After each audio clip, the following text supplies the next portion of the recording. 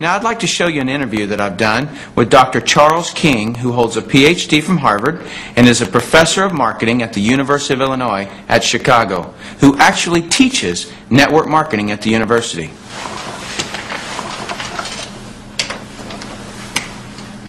Dr. King, we're delighted to have you here. I'm pleased to be here, Tim. Dr. King, could you tell us a little of your education and your business background? Tim, I'm a professor of marketing at the University of Illinois at Chicago.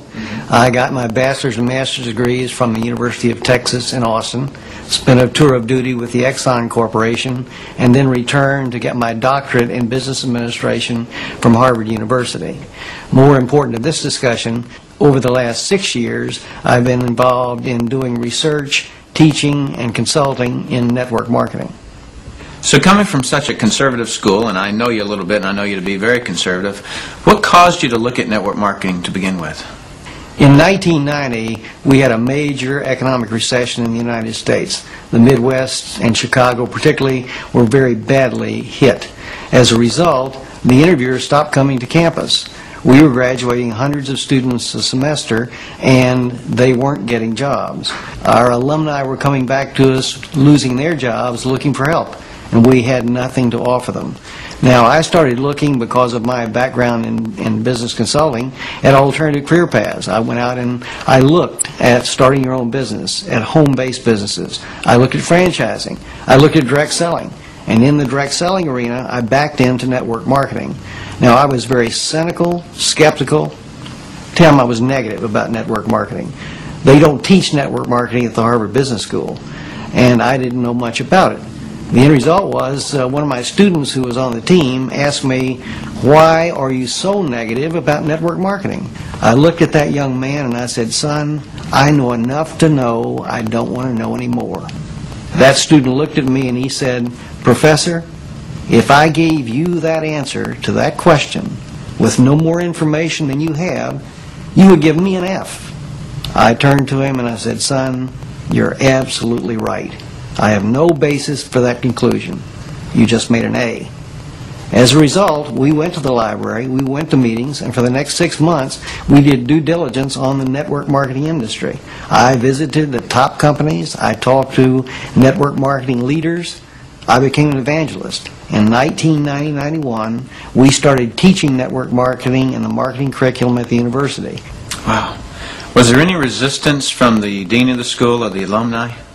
As it turned out, our dean at the time was a very entrepreneurial operator. He was looking for outreach programs that we could initiate.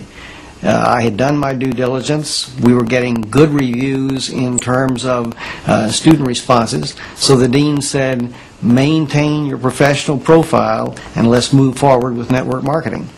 What is your view of the industry of network marketing now, and where do you see it going in the future? Tim, the industry is coming of age.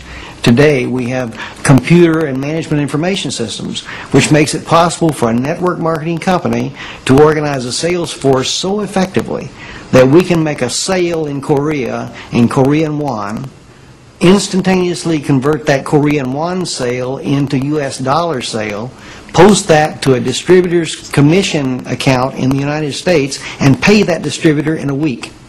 Never before in the history of this industry has that been possible. So we have gone through a dramatic technological wave in the 1980s, the early 90s. I argue now we're moving into the wave of professionalism, and I emphasize professionalism at several levels. Number one, we are seeing more and more professionals, physicians, dentists, attorneys, CEOs, college professors, going into network marketing. Secondly, we're seeing a completely different attitude on the part of the press. The Wall Street Journal, Forbes, the Chicago Tribune, regional dailies around the United States are giving network marketing very positive press. On the other hand, the universities are accepting network marketing as a legitimate channel of distribution. The University of Illinois Chicago has offered the first certificate seminar in network marketing in the history of the industry. The University of Houston is going to be sponsoring network marketing as part of their outreach entrepreneurial programs.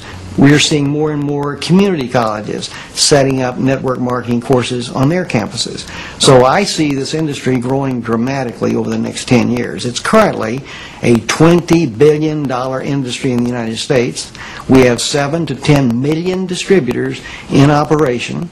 We're expanding globally into Asia, into South America, into Europe.